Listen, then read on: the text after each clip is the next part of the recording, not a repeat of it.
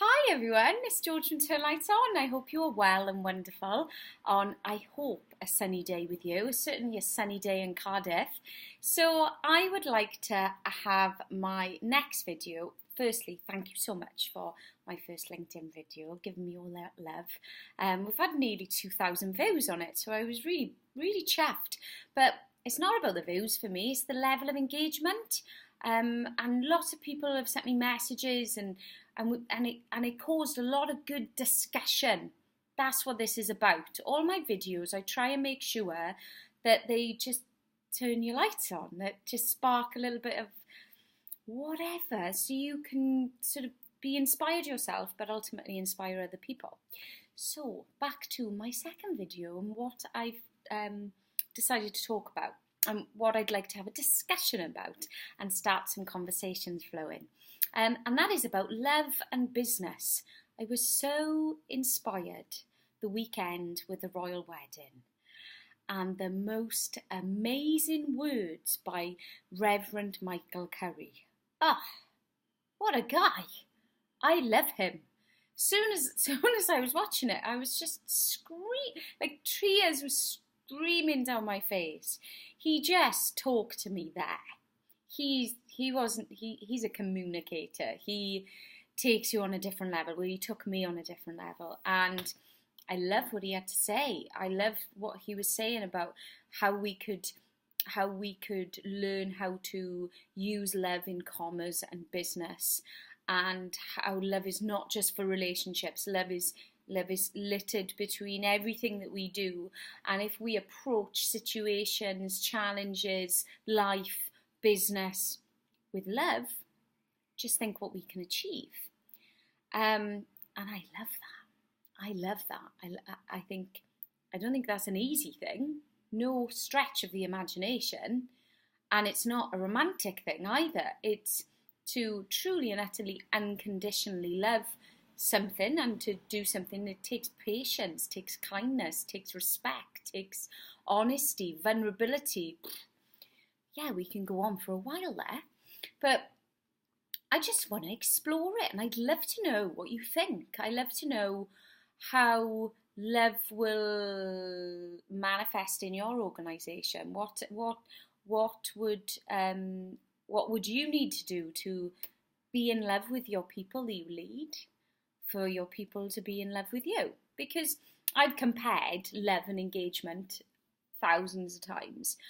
People sometimes get a little bit uncomfortable when I talk about them kind of things in my session, but I'll always go there because we're in a relationship with the people that we lead.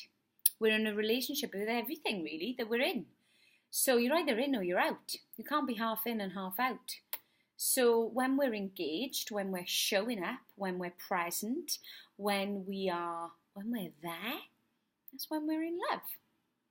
If you think of the honeymoon period at the beginning of a relationship, which we all love, the honeymoon period, we're really in them moments with the person that we're with. We listen to them, we respect them, we're in that, we're engaged, we're in love. And I believe that it's similar. And how do we keep that going? How do we keep being in love? How do we keep people's lights on? And I believe it's down to a couple of things, really, from what I believe, what I see organisations doing. Levels of energy is really important. The energy that you give something, not giving up, really listening, trying every day, consistency. Because we know that as soon as we are inconsistent with our behaviour, it then affects the levels of trust, because people don't quite know where they are. So consistency is really important. Vulnerability, saying that we're wrong, saying we don't understand, asking the question that no one wants to ask, putting their hand up and saying, I need some more support. So being comfortable with being vulnerable, and then also really be understanding the detrimental effect ego, competition, lack of collaboration, What else? What else really makes a difference to disconnection? I can only describe it as disconnection. That's when organisations become disconnected in their day-to-day. That's when you have them silos. That's when you have the departments thinking that they do all the work, and we hold this company together. And it's interesting because we can just increase all of this. So we can increase our levels of love by our level of attention.